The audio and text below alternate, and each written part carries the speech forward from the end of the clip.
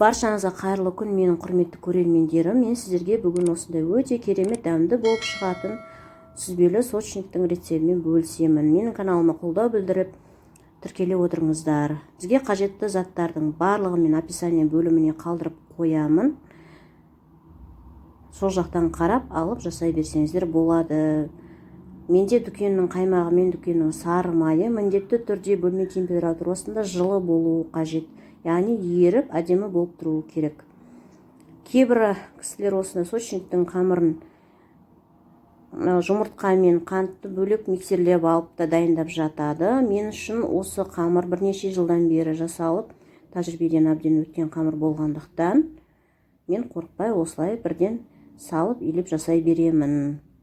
Сіздерге де жасап көруге кеңес беремін. Жеңіл әрі керемет дәмді рецепт, әсіресе майда балалар үшін таптырмайтын керемет дәмді сочник болып шығады. Қамырымыз осындай жұмсақ болды. Енді осы қамырды мен тоңазытқышқа қазір пакетке орап 1-2 сағатқа қойып қоямын. Бір күн бұрын дайындасаңыздар да болады қамырды. Онда тіптен әдемі болып шығады қамырларыңыз. Мен өзіме қажетті мөлшерде осындай бөліп алдым қамырымды. Енді ортасына салмасын дайындаймын. Салмасына қажетті заттар: жұмыртқаның ақ уызы, крахмал, қант ұнтағын қоссаңыздар да болады. Осылай бір келкі етіп, әбден қантымыз ішіндегі еріп кеткенше өстіп мұжып араластырып аламыз. Салмам дайын. Енді мен өзіме осылай ыңғайлы етіп бір қасықтан дайындап алдым. Және де қазір түйу барысын көрсетемін. Өте оңай, әрі жылдам дайын болатын рецепт. Осылай етіп, кәдімгі вареники сияқты етіп түйеміз. Және де маңыздысы, бұл жерде кішкене шетін қаттырақ басып жібересіздер, өйткені піскен кезде ашылып кетпес үшін.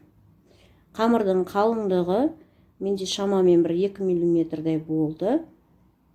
Бұдан қалың қылам десеңіздер де, бұдан жұқа қылам десеңіздер де болады, бірақ тым жұқа болып кетуге болмайды. Өйткені ішіндегі сүзбелеріңіз шығып кетеді. Сочниктарымыз дайын болды, барлығын түйіп болдым. Енді бетіне жақпасын жағамын. Жұмыртқаның сары уызына осындай сүтті кішкене араластырып жіберіп, жағып шығамын. Дәл осы жақпаны лепешканың бетіне қолдансаңыздар да болады. Майонез салып та жақсаңыздар болады сары уызға. Тіптен керемет жұмсақ болып шығады. Менің сочниктім дайын болып пісті. Осылай ортасы қандай керемет дәмді болып шығады. Жасап көріңіздер.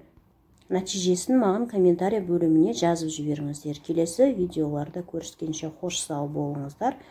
Видеоның соңына дейін көргендеріңізге көп рахмет.